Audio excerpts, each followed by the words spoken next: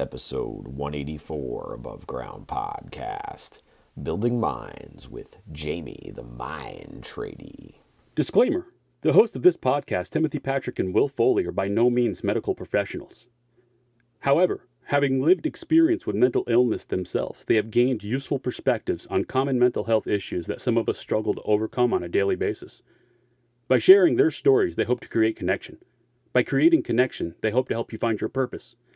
And through purpose, we can all begin to build the foundation for positive mental health. This is Above Ground Podcast. Coming at you live with real conversations about mental health from the perspective. It's time for Above Ground Podcast. Now your hosts, TPP and Will Foley. Hey, what's up, everyone? Welcome to episode of 184 of Above Ground Podcast. I can't get my tongue to work right here. It is Wednesday, the Wednesday before Christmas, and we are smack dab in the middle of the week, as we are every week on Above Ground Podcast. And after evening hit on Sunday evening, and we were finishing up the last upstate punk rock flea market of 2022, we kicked off Hanukkah. So happy Hanukkah to all our people out there celebrating Hanukkah, and Merry Christmas to everyone who is celebrating Christmas upcoming at the end of this week, and Happy New Year and Happy Kwanzaa and whatever other holidays I've missed. Well, it's a Festivus for the rest of us. That's all I will say. Bah, humbug. But as I said, we had a great time at Upstate Punk Rock Flea Market, the Christmas edition. Saw a lot of good friends and had a lot of great conversations about mental health and keeping up with your mental health, especially during this time of year where it can be so stressful for people. Please check out last week's episode where we talked about whether the jingle bells rocked or not. I say it's for whom the jingle bells toll, because that's what they feel like to me sometimes. Also, coming up in the new year, we've got a lot of new stuff coming out, man. Pretty soon I have an announcement for Tim. He is doing a book signing. I just have not gotten all the information for it yet, but next week on the episode, I'll make sure we tell you where it is, but it will be at the Sages Circle in Glenville in February, I believe, but I got to get a date for that, and I apologize. But again, Merry Christmas to you and yours. Thank you very much for all your support throughout the year. Now you're going to hear a badass from down under, man. Jamie, the Mind Tradie, 184 Above Ground Podcast. I just wanted to thank you so much for coming on, though, man. So yeah, I was actually listening to as I went for a walk this morning, I was listening to one of your last episodes. So it's good to get in the zone for it. Oh, cool, man. Awesome. What'd you think? Yeah. I listened to your latest episode too today. Cool. The last one from April there with Dr. Elizabeth. Yeah. The Cool. relationship one, man. I was like, that's some good shit. That's really good stuff. I really enjoyed that one. Yeah, that's awesome. So what got you into all this, man?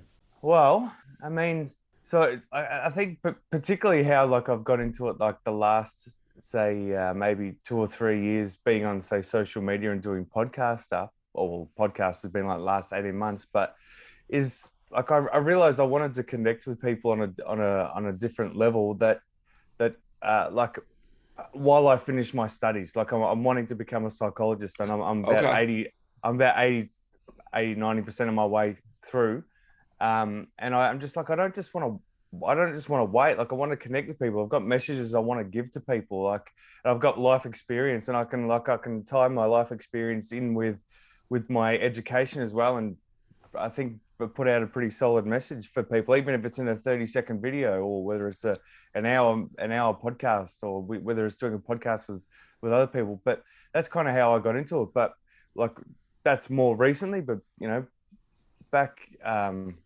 know, like I think I've been on a bit of a different journey to most of the people that I know from when I became more of a conscious teenager. Like I always knew I thought differently to most people. So it's kind of been on a journey ever since I've been around 16. And when that's been, you know, the journey kind of started from there. And then I became a tradesman running my own business.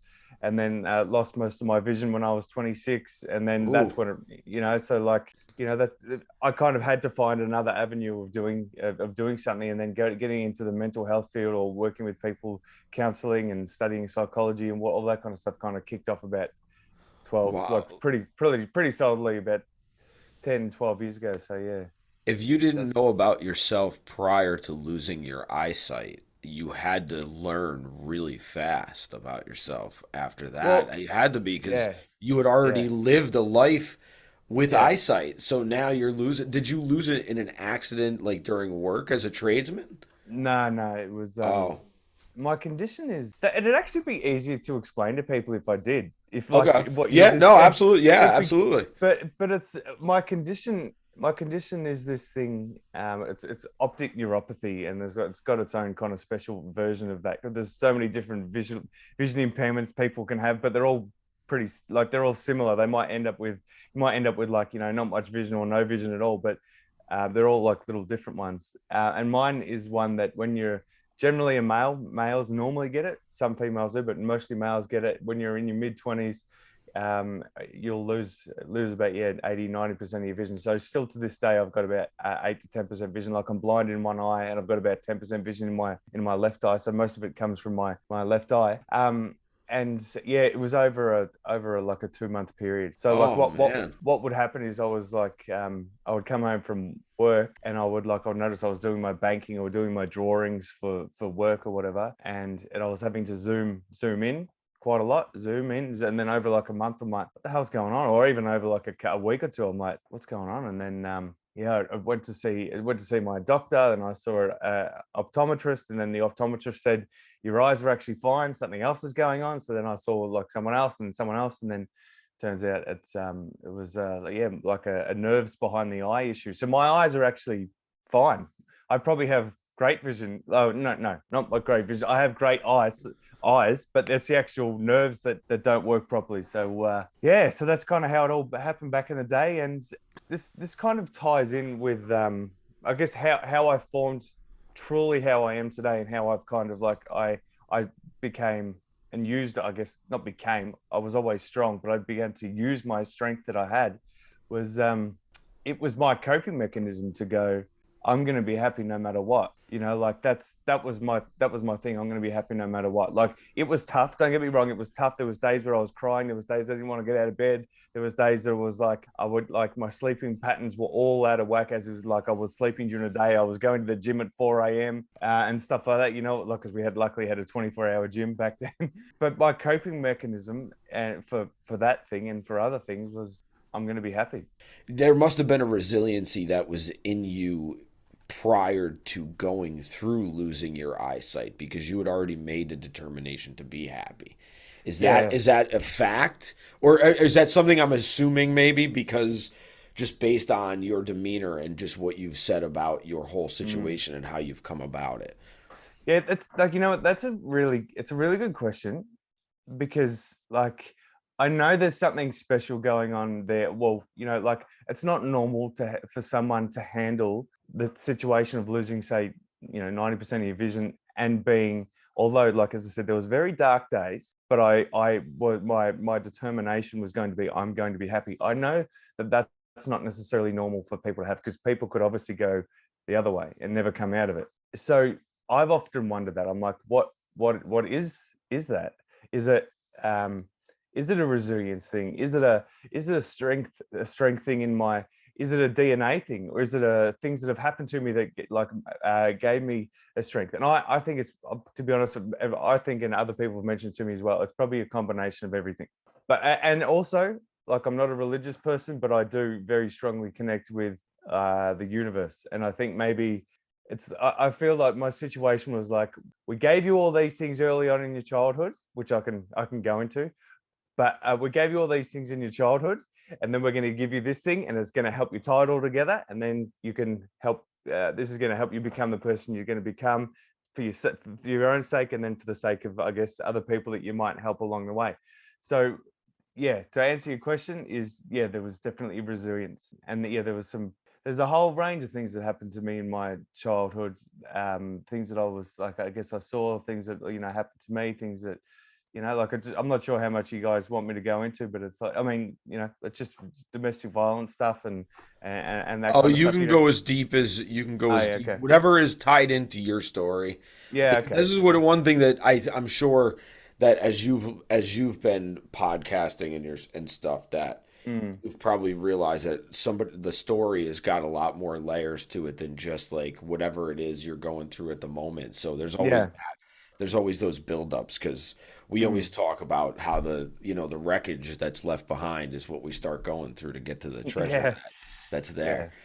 Beautiful. All right. Well, yeah, I mean, I guess I can kind of start from the start. And I like doing what we've done where we've kind of talked about more of the present moment, kind of where I am at now. And then I can kind of explain kind of like maybe how I've um, got to that mindset. So like when I was younger, so when I was four turning five, my mum married a guy who wasn't that nice. This wasn't my dad. This is my stepdad. My mum and my real dad had like divorced. Maybe I think I was 6 months old, and yeah, so dad had gone off and with another woman who I think he was cheating on my mum with, and then a couple of years later, maybe I was 4 or 5 or something like that. Yeah, my mum married another guy, and he turned out to be not very nice. Not very nice to his partners. Not very really nice to his own kids, and not very nice to kids of, like us. So like his stepkids.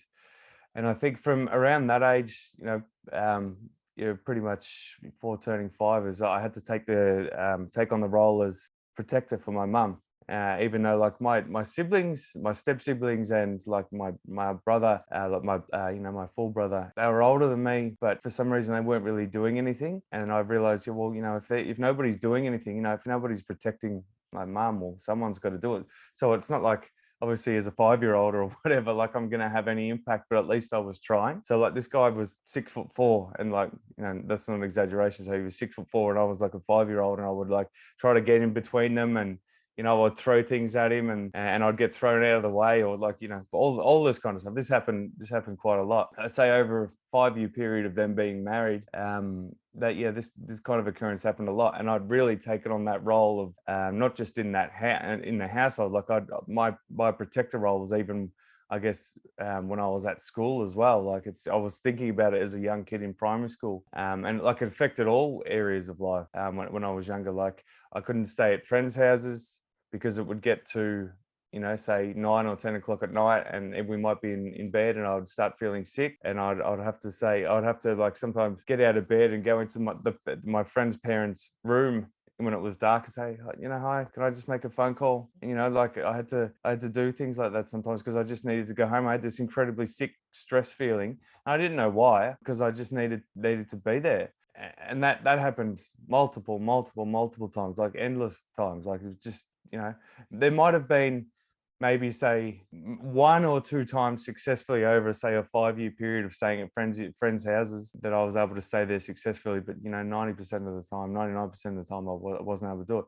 Because the other thing was that not only was I like needing to go home sometimes just because I guess I wanted to be there, and I just thought I was a little wimp, and everyone else just thought I was a little wimp as well. Like he needs to be with his mum. Like nobody had any idea. The other thing was that although I could sometimes calm my nerves of being out of the house and staying at somebody's house, I could calm my nerves about that. But then I was incredibly nervous that I was going to wet the bed, because that's what I used to do. I wet the bed up until I was about 14, 15. Not every night, but most nights, or half the week sometimes, because that's a really common thing for anxious boys and girls in living in those environments, or environments like that. Or if there's a bit of turmoil or anxiety in the house, it's really common for kids to wet the bed, and I did. So if I might have been calming my nerves for about how I felt about being away from mum, well, I also had like it was a pretty incredible fear that I was going to wet the bed. And I mean, it's not just the wetting the bed, it's that my friends would find out, they'll tell kids at school, and then I'll be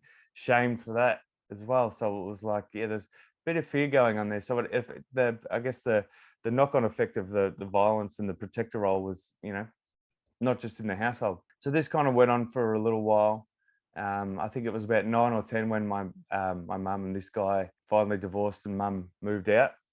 and my brother and mum got a house, like maybe 5 or 10 minutes away, and it was like right next to my primary school. And even still, the fact that she'd gotten out of that house, the protector wall was still incredibly strong.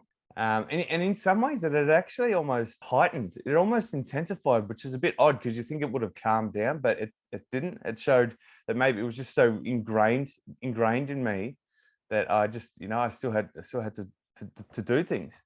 And then so where it became like really strong was around grade 5 times. So I was about 9 or 10, and it would get to say 10 o'clock in the morning, 11 o'clock in the morning, throughout this grade 4 year. And really, really commonly, say over a 6 to 9 month period, I would go to the sick bay in school, and I'd say like I feel sick, or however I felt. That was the only way I was able to explain it. Like I feel sick or whatever. I've got this feeling in my stomach, and I would speak to the principal, or I'd speak to somebody, and after a while they got so used to me doing it that they would call my mum. Or just happened. It happened so regularly they kind of knew what was gonna happen and why I was there. And as I said to you before, we'd moved out of that house, and we'd moved into a new house, and it was across the road from the school. So what used to happen was, either if my mum was at home, after they would call her, and if my mum was at home, she would come out of her gate across the road from the school car park, and I would go into the car park, and I would just wave to her, and she'd wave to me, and then I was all right for the rest of the day. So this would happen commonly, so like really, really commonly. And then the other thing that would happen was, if she was working, say 10 minutes away, or 5-10 minute drive away, they would call her on her mobile phone, and she would leave work, and same kind of thing. But it was just me standing in the car park, maybe with a staff member, I can't really remember. And she would drive around the school and see me and wave. And then I would go about my day. Now, I work in a high school now, and I've worked in a high school for nearly 10 years now. And I've worked in primary school as well. That's not normal. But nobody knew why I was doing that. Nobody spoke about why that was happening. Like it was I don't know, even 22 years ago or whatever. Oh, not 22 years ago. What would it have been? Like nearly 30 years ago, when it was happening, it was obviously still a bit of a taboo subject in some ways. Things that are happening at home, they're not really as out in the open as much as they are now. Like, because as I said, I work in a high school. Anything was happening like that, like a sense of something happening, people would be onto it straight away. But they just weren't. And so, yeah, I'd taken on protector role in many aspects, not just in the home life. Sure. And that's why you're geared for working in a high school too, because you were just like destined for that, like all throughout. Like you grew for that. That left you lacking in your own childhood though. How did you how did you survive, man? What was like childhood like for you? Did you have an active imagination? Did you like to draw? Like, were you drawn to artistic things? Because obviously you podcast and you're a coach, so you must, and you're drawn to psychology, so you must have that mind, and you were a tradesman, so you must work with your hands. I was probably more sporty than anything else. So Okay. I wasn't artistic back in the day. I had never really connected to that. I think I always kind of was a bit jealous of my brother, who was like always a good drawer, always like a fantastic musician, taught himself all these instruments. And I'm like, I had none of that, but I was like I wasn't necessarily good at sport, but I was really, really active. Yeah, look, there was definitely things that were lacking in childhood. And that's just one house, one that's my mum and the stepdad back in the day. My dad also had his own issues going on, and still, to be honest, still to this day, he's got his own shit going on. But back then, when, like, as I said, he'd kind of gone off with a new partner that he was cheating on my mum with. When we visited there, prior to them having kids, they were like, the stepmom was okay, or that his new partner was okay. But then when their first child came along, we got treated horrendously by this woman, horrendously, to the point, like, it'd be, whether you'd say an emotional abuse or emotional neglect. So there was no physical abuse or sexual abuse or anything like that, but it was like some pretty not great stuff that no child should have to go through. No child should ever have to feel unloved in any way, or like targeted, as in like you're the reason, like that kind of stuff. So it was just there was the household where it was, there was violence quite frequently. And then there was the household we were going to here, and we'd go there maybe every couple of weeks because my dad would have visitation. And look, to be honest, as I said, my dad had his own stuff going on, so he didn't really know how to show love and attention. And I guess there's no normal way, there's no regular way, but just even show like a decent amount of love and attention, and just like that individual love and attention, like hugging your children, like none of that kind of stuff. And then to have that stuff with the stepmom there, we didn't really like it. So we quite often, when we were there, my brother and I would try to run away. Like that happened multiple times. Even me being a 3 or 4 year old back in the day, like, well, I'd try to run and I'd get like 50 meters down the road, and my brother might get a few hundred meters down the road before we'd get caught. It's really fucking weird to talk about that, because nobody knew that was happening. My mum never found out. My dad never shared that with her. For my dad to be knowing this and not realizing there's like something wrong, like, yeah. Anyway, so that was kind of happening there as well. So I guess the reason why I'm mentioning this is to answer your question: was there things lacking? Yes, there was definitely things lacking. There was like, so in any child's life, it doesn't matter like, who you are, how old you are, particularly in the ages between 0 and 7 are the really critical years, in development.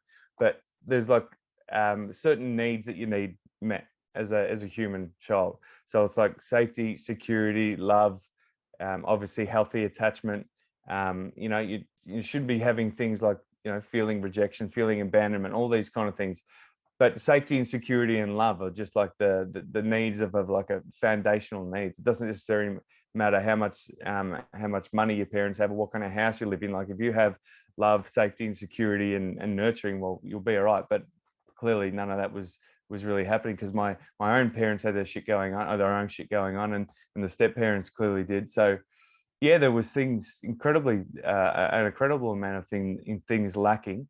And then, as I said, like there was the wetting the bed and all that kind of stuff. So there was also some like, other things that I was fearing as well. But I guess I don't just talk about, like today, I don't just talk about those things as things that I lacked. And I might have at one stage grieved for not having those things, but I don't grieve about that now. I don't complain about having those things missing now, because I've been able to transform the knowledge of why I lack those things and why other people lack those things, and then why other people who lack those things, how they end up becoming, they end up having certain thought patterns about themselves. They're not good enough. They're like, all that kind of stuff. It kind of helped me understand and have an empathy for people in those same kind of situations. So every moment of it, although not great, this is going to sound weird, but I'm glad I went through every single second of it, because it was the greatest teachings I could have been given.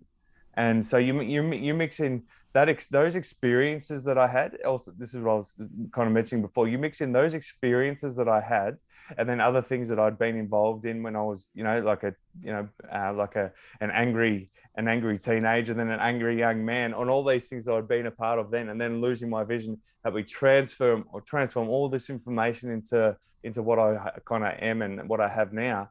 Like if I didn't have that upbringing, I wouldn't have the understanding of life experience that I do now to be able to work with people, that experience these things and have a good understanding of, as I said, why people think a certain way, why people have kind of, pretty negative feelings about themselves, why they have negative feelings about the world, or, and how those different feelings can come about and thoughts can come about and all that kind of stuff. So I'm glad I went through every single second of it, man, because it's just, it's helped me become who I am today. How diverse is your population that you coach? Do you coach people who are coming out of, do you have any incarcerated individuals? Are your individuals more professional? Is it life coaching that some people come to you for? Or are they coming to you for clinical psychology stuff that you are involved in?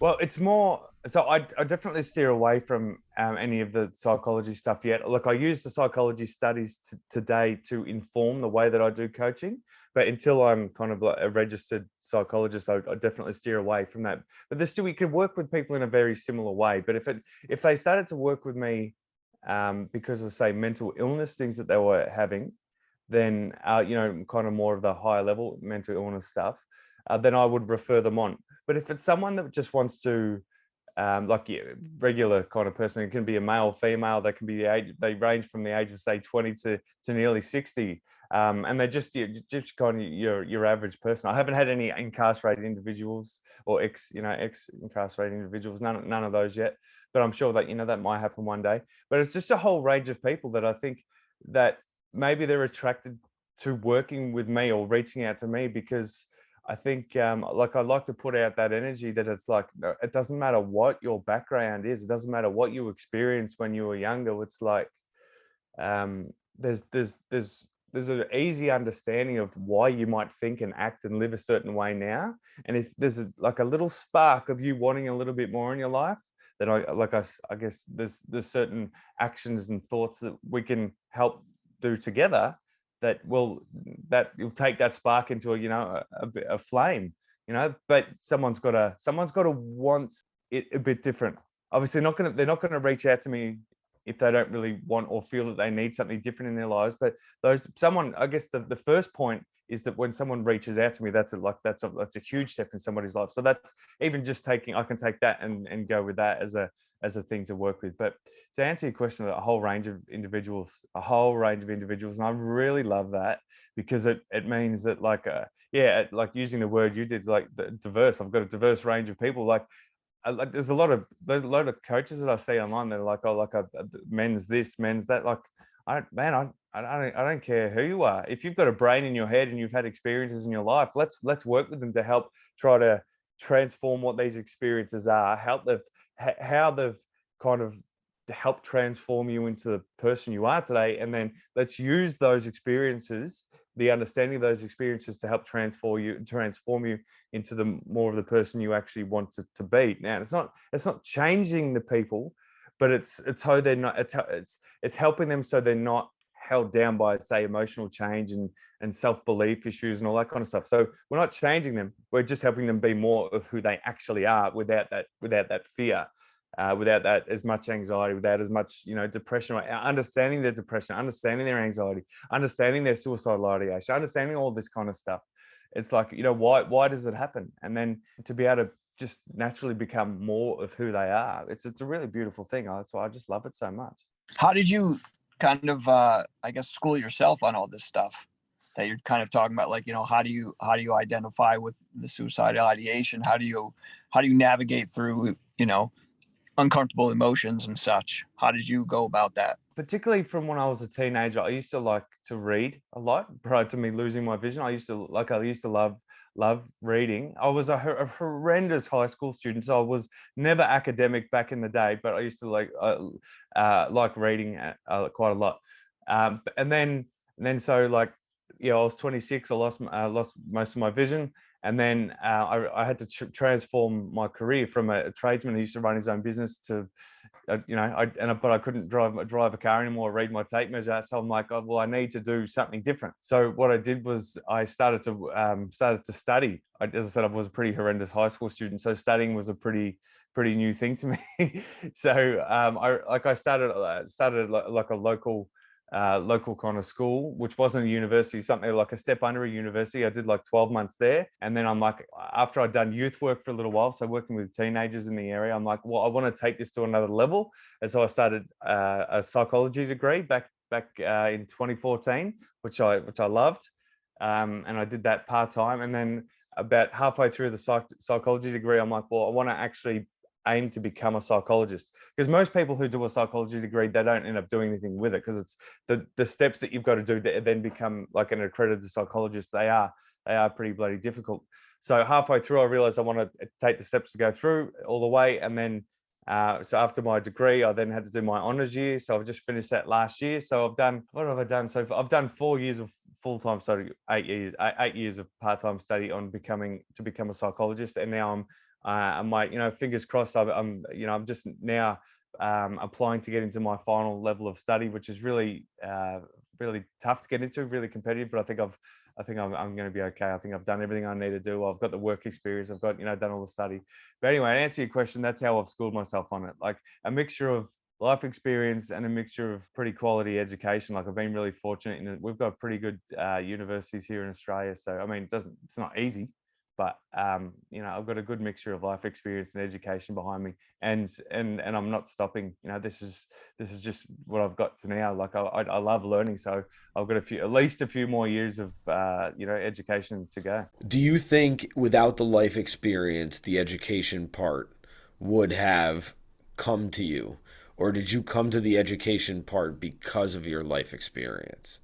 Yeah, that's a great question as well, because maybe because I'm not academic, even though I'm in university and doing it at relatively, you know, good levels of education, it's still not naturally academic.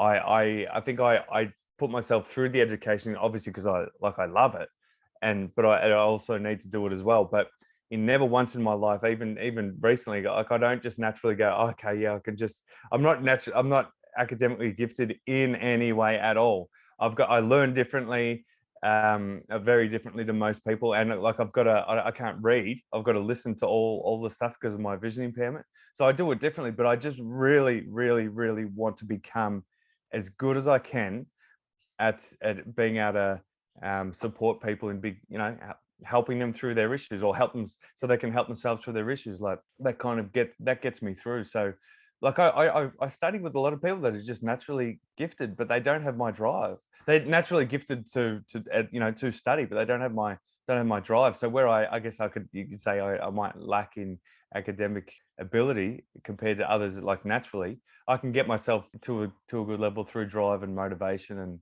and I guess work ethic. And so I guess, yeah, that's how I kind of got there. I think if I hadn't had lost my vision, I'd probably still be a tradesman. I wouldn't have ever thought about this. There was no point in time ever prior to me losing my vision did I ever think I'd love to work with people. No way. Prior to me losing my vision when I was 26, I was one of my favorite things was to go to somebody's house and do their kitchen, do their shower, do whatever it was, because I was a glazier. I was a tradesman who worked with glass. I really loved when people were out of the house and I just worked there on my own. It was great. I didn't necessarily love working with people, and I was kickboxing back then as well. Like I was like competing in kickboxing around around where I live. So it was like I wasn't necessarily someone who loved working with people in any way at all. So I think like kind of going back to what I mentioned before, this whole losing my vision thing kind of helped me tie everything together. And so that's why I feel so fortunate about being in that position where I was able to have with whatever it is, whether the universe goes, you know what, we're going to give you these experiences, we're going to give you this, and it's going to help you tie everything in. However it happened, or whether it was just, you know, just by chance, whatever it is. Like I feel so fortunate that I had this to be able to happen. I feel so fortunate for those experiences, and I feel so fortunate that I was able to lose my vision to then transform my life. I know that might sound weird to some people, but the whole losing my vision thing was the best thing that ever happened to me, and I'm still, you know, back then I still feel that way because and I've said it before on my own podcast and other people's podcasts, but it helps me tie it all in. It's like the more vision that I lost, the better I started seeing things in my life. So better that I saw my past, the better that I saw my present, and the better that I saw my future. I really hated myself. I fucking hated myself back in the day. I really, for most of my life, I did not like who I was for a whole bunch of reasons. I hated myself, and then that really began the journey of transforming that. And it wasn't like an overnight fix. Like I've just never stopped. I've never stopped working. I've never stopped trying to find more positive ways of thinking, more, you know, ways of thinking that actually nurtured someone who liked who they was. Because it's like I had that spark as well. I knew that I wanted better. I wanted to think about myself in a different way. I wanted to think about the world in a different way. But I also knew there was a person, you know, inside that could be happy with who they are, and I've just not given up. Well, you're your own personal hype track, man. Like, I mean it. Like that's like there's a few people that we've talked to that can like literally could be like hype tried. You've got it down. Like you've got it all down. Well, I think so. It's particularly listening to so one of the things that stuck out to me in your last or the last episode that I listened to, I think it was recalibrating. Yes. Yeah. Yeah. So I think you guys seem to resonate together in your discussions about how you'd all had experiences in your life with suicidal ideation, and obviously that's such a common thing that maybe you could say half the population, most of the population experience.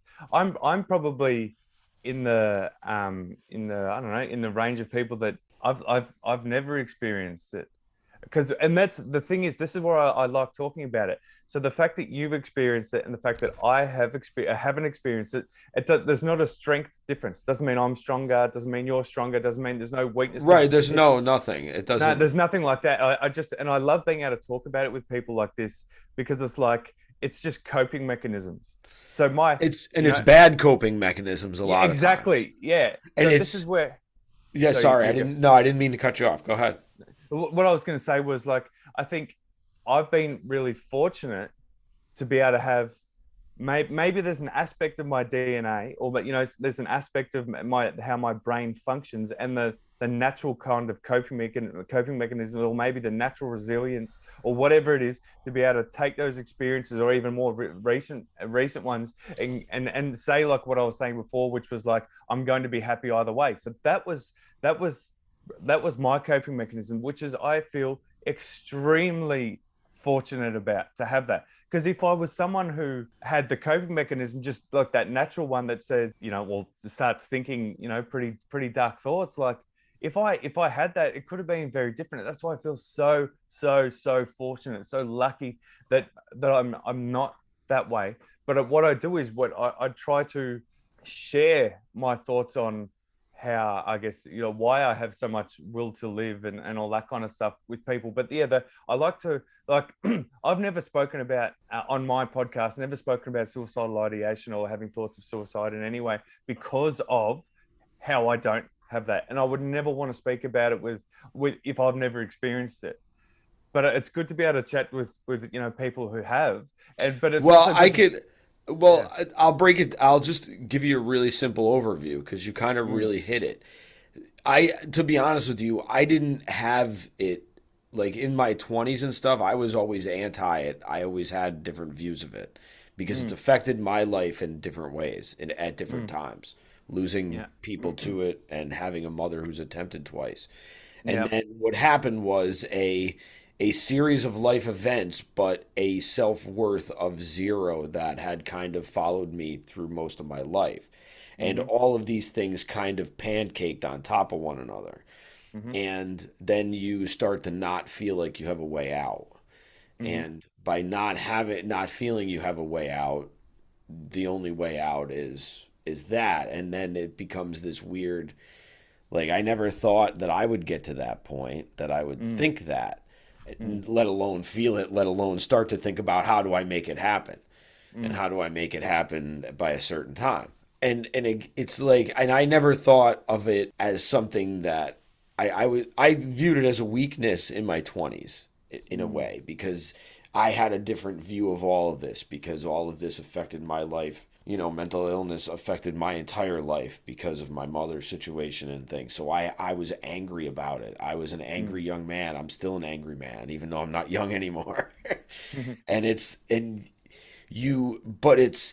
But again, it's not something that I anticipated ever having. But what it showed me is that you get to a specific point and you don't think you can get to another point, or there's nothing that matters anymore. Nothing makes you happy anymore. There's just not a happiness. And I have a baseline melancholy that I kind of operate around most of the time, and have for much of my life. So it became sort of this thing, and now it's kind of in the background. It's a room down the hall that I don't go into very often. It's got really cool music, and it's really comfortable, and it calls you in, and it says everything's going to be different this time. But then once you shut the door, then the room becomes something different. You know what I mean? But that's a really good way of explaining it. That's really cool. I like that's that. just how I view my depression too, because it's depression is kind of like this T-shirt that is really comfortable. It's like the really cool pair of jeans that you love, that make you feel good no matter what T-shirt or what shoes you're wearing or whatever. But they may not look the best on you. But you like them. That's an interesting way to explain it, as in it's a really cool way to explain it. And I guess, but it also ties into where I can explain, say, at my at my darkest time, say when my vision was going and I didn't know what was going to happen. Like I had to give up my business. I couldn't drive a car anymore. I wasn't kickboxing. I was single. And I was thinking like, who's going to want me now and all that kind of stuff. That's when someone who had, or like someone who did have maybe what we were speaking about as their coping mechanism, I think that's where it would have kicked in. And it didn't. But the fact that it didn't, it's not a strength thing. So for anyone listening that does get them, it's like, get that kind of ways of thinking. It's not a strength thing. It's not a strength. So what I mean is it wasn't a strength thing that I didn't have them. It doesn't mean that I'm stronger than anybody else. It just quite literally means my brain works differently. That's it. Yeah, like, it's a matter absolutely. Yeah, absolutely. it's a matter of Yeah.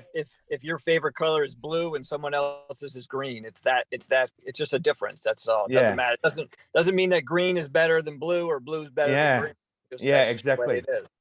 Exactly. And what I do try and do though, so like the way that I kind of see myself now and how I can kind of work with people, whether it's doing podcasts, Instagram videos, or working one-on-one with them as a coach and hopefully one day as a psychologist, it's like, imagine, say, if I was like this business coach who was like really good at making somebody money or making them build their business and, making shitloads of money.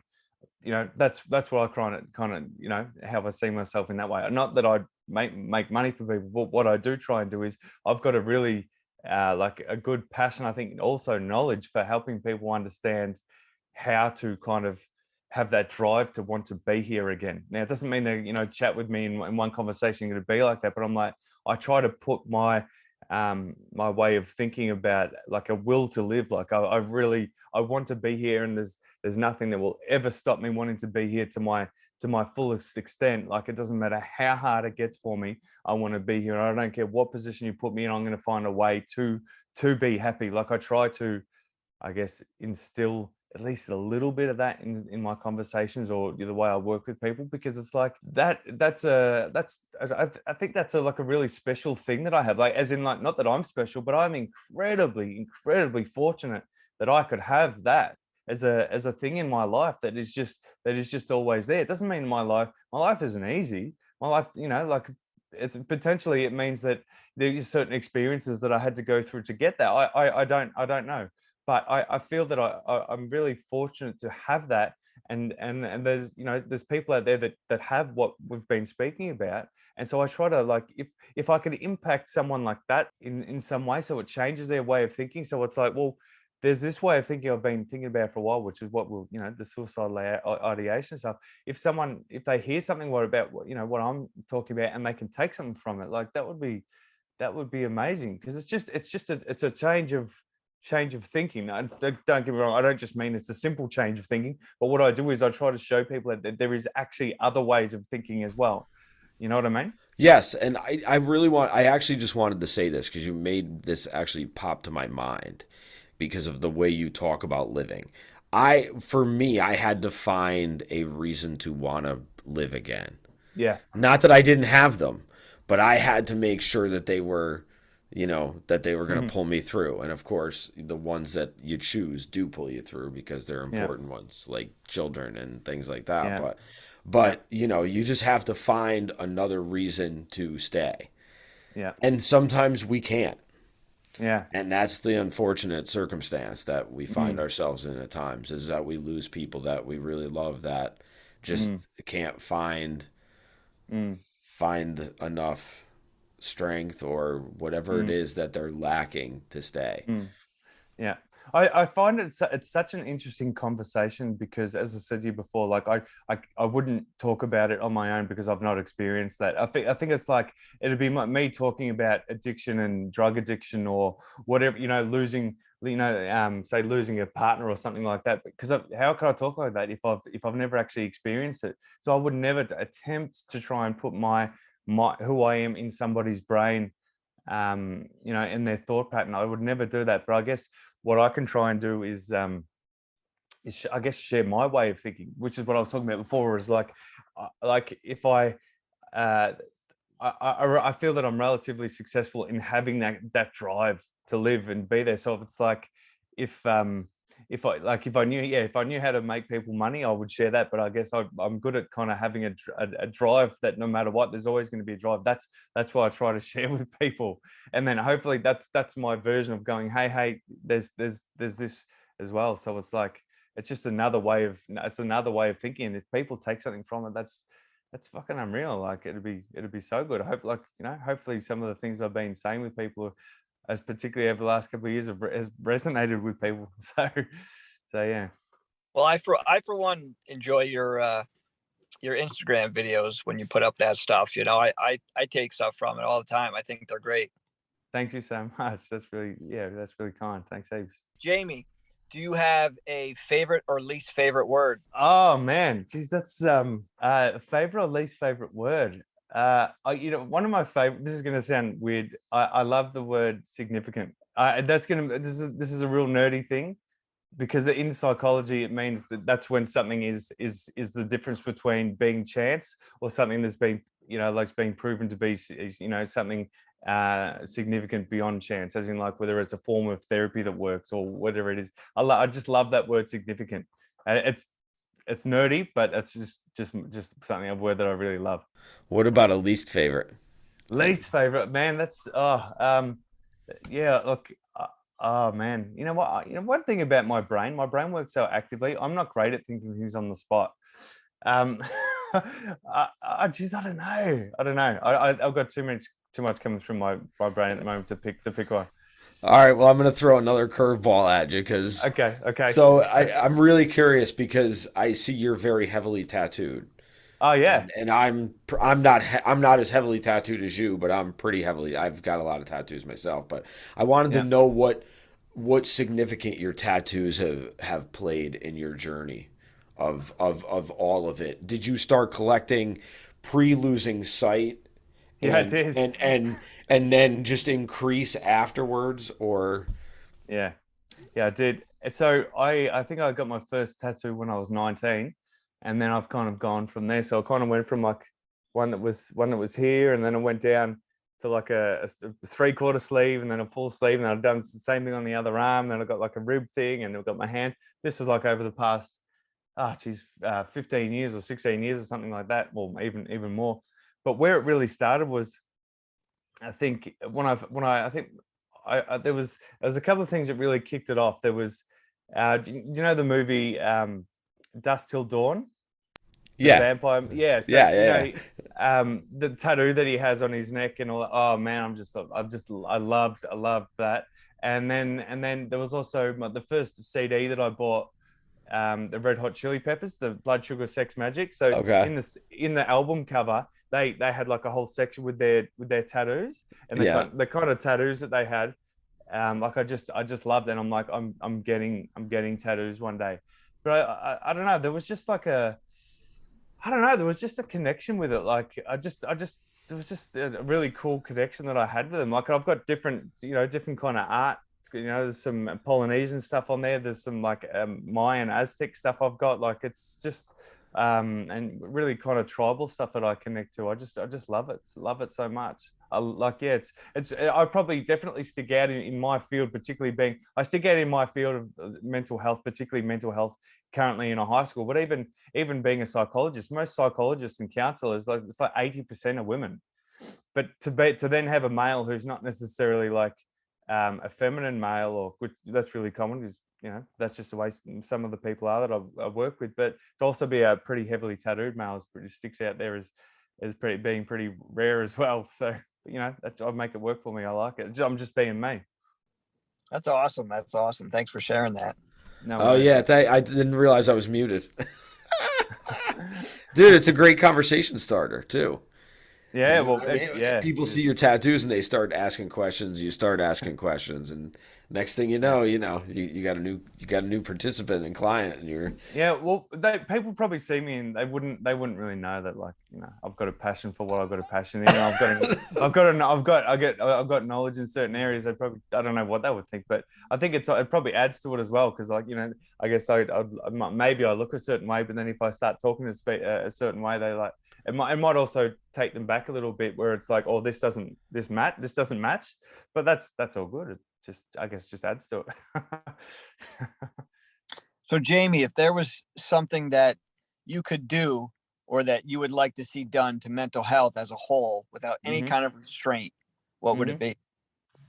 Just another, I think this might sound like I'm putting like not much in that, but it's like, but if I use words like just, I don't mean that lightly, but just an understanding of like that everybody goes through something. Everybody goes through, I guess, different intensities of certain things. Some people have different conditions where they're I guess the way they feel might be more, I guess, have like deeper, lower feelings than others, like what we were talking about before. But I think the main thing is that there is always a way. There's always a way. But also, for me to be able to answer this, I have to give different factors to it. So it's like, but to also understand that, like, by doing certain things, there's always ways to improve that we can do as well. There's also, reaching out to a professional or whatever it may be, but there's also factors for mental health that we can, there's so much power that we have just in our day to help maintain or at least give ourselves some good mental health. So when things happen, we can handle them a little bit differently. So like, I'm sure both of you guys would agree. So if you were like drinking all the time, you were eating shit food, you were unfit, you weren't connecting to your artistic side, you weren't connecting with people on the outside, your friends and all that, and then something happened, you'd be in a pretty fucking shit way to handle something bad that happened. But when you're eating well, you're connecting good, if you're meditated, which doesn't mean you do, but you feel like you're doing certain things in your day or your week or whatever it is, and you're doing your music or whatever it is that you do, you're connecting to life in some way, and then something happens, you are in a much better position to be able to handle certain things that may happen outside of you. So I think to answer you, another way of answering your question is, one of the things is that it'd be great for people to realize that, like, mental health is a thing that we definitely have power to control, just like our physical health. We have power to control, but we're probably just in 2022, we're still in, I guess, the infancy, even though, it's been around for a while, but we're still in the infancy of the general population understanding that how much power they have. But yeah, I guess that's a couple of ways I can answer. There's always a way to improve your mental health, and the fact that, like, how much power to individually improve it we have ourselves. Well said, man. Excellent answer. I agree. Yeah. Yeah, we say everyone has mental health because everyone Yeah. has mental health, man. And we have to look at it just as much as we look at our physical health. It Yeah, has to be totally. just as much a part of that. And I think there's a lot of ways to do that, but Yeah, we could have There was conversations for that forever. There was a couple of things, although maybe there was something I could mention even around that. So I guess even in the mental health field, that no, not even just a field, the social media stuff, podcasts, I think there's often a misconception between mental health and mental illness. And I looked it up recently, maybe 6 months ago, to try to find a good definition for people, a good explanation anyway. So like, mental health is just, everybody experience mental health ups and downs, like, where, there's, if you can handle those ups and downs, sometimes you're not going to feel great, sometimes you're going to feel better. That's pretty normal. Yeah, obviously this is what I was talking before about. There's certain things that we can do in our day that will make those downs a lot more down and stay down for a lot longer. And there's obviously also things where we can sustain a much a higher or better, more of a stable rate. So the mental illness side of it, according to the World Health Organization, mental illness is when you receive a diagnosis. A diagnosis can be depression, diagnosis can be anxiety, it can be a whole range of things, the more higher level stuff, the borderline personality, the schizophrenia, all that kind of stuff. So that mental health stuff. So when you start becoming, say, over a 2-week period, if you're being consistently down, and then over a 2-week period you haven't really come back up, that's probably when is a good idea to realize that there's something's going on. But across that, say, 2-week period, if you've just had regular kind of ups and downs, it's probably pretty normal, unless it's going into that range what we were talking about before, where your thoughts are really dark and that kind of stuff. But other than that, if it's just up and down, that's regular kind of mental health. But the mental illness side is when we've received diagnosis. So back in, I don't know, maybe 15 years ago, I've received diagnosis of anxiety, I've read diagnosis of depression and that kind of stuff. But that also doesn't mean that I'm mentally ill. Technically, I've received a diagnosis of that, but I can, maintain a way of living that helps control that. Like I live with anxiety all the time, but I've just got a much better way of dealing with it than what I did when I was younger. I guess this also ties into something I wanted to mention before, because Will, you were saying it used to be a very angry man, and I think you've said you're still that way as well in some ways. And I guess, Yes. Yeah. yeah. So I used to be as well, probably why I jumped into kickboxing. And in my early, so when I was 18, 19 and 20, like, man, I did some stuff that not that I wouldn't do now anyway. It was just part of my life back then. It was just, I was an angry man. Like I felt back then I didn't do things to people that didn't deserve it. They'd done something to me, or they'd done something to other people. Never hurt women or children or anything like that, but just got into fights, or did things to people that, anyway. So the anger is what I can understand about that now. So particularly with anxiety, going back to, say, mental illness diagnosis of, say, anxiety, and that's obviously getting more and more prevalent. The diagnosis of anxiety would be, I don't know, would be a huge rate in the population in where you guys are in Australia as well. But anyway, so particularly with men, anxiety manifests itself. So the physical feelings of and energy involved with a nervous energy with anxiety manifests in men really commonly in anger, because it's a really good way for us to get it out. So anger is a really good releasing emotion. Like, it helps us get feelings out. But what I've also realized is that I'm sure you'd understand as well, that anger helps us get the feelings out, but it doesn't actually fix the feelings. And so what I've it might help us fix the way we're feeling in that temporarily, to help us get it out. And, oh, fuck this person, I'm just going to do this to them. I'm going to, like, why do they do that to me? But it doesn't actually fix the feeling, like it's that, or fix the cause of the feeling. And then going back to, I guess, things I've learned about my childhood. This is going way back to the things we spoke about before, but one of the greatest things I've learned about through my studies, through this thing called schema therapy. Now, I'm not a schema therapist or anything like that, but I'm just talking about it from the lens of, like, the actual kind of form of therapy, just like you would have, say, CBT, which is very, very similar to that. So they talk about in a child's environment, when they were growing up, if there's certain needs that aren't met, like what I was talking before, safety, security, love, if they feel abandoned, rejected, all this kind of stuff, there's generally two ways that a child will go. They'll become a really vulnerable child, or they can become a really angry child. And that's what I did. And potentially maybe, Will, that if you've still got anger issues today, potentially maybe that's what you did. And the angry child, the difference is that they will do things to aim to get their needs met back, when they were younger. So maybe they'll act out, or they'll yell and they'll scream, or they'll do things to try and get the attention or love and affection that they need. Does not mean they get it, but that's their way of acting out to try and get their needs met, and that's clearly what I did. What I was able to reflect on pretty recently was the fact that I still like getting angry, because it's my form of getting things done. Like, I don't have a negative anger, as in, like, it doesn't impact my life where it's like, I'm angry all the time or anything like that, but I still might go to. So that's my coping mechanism.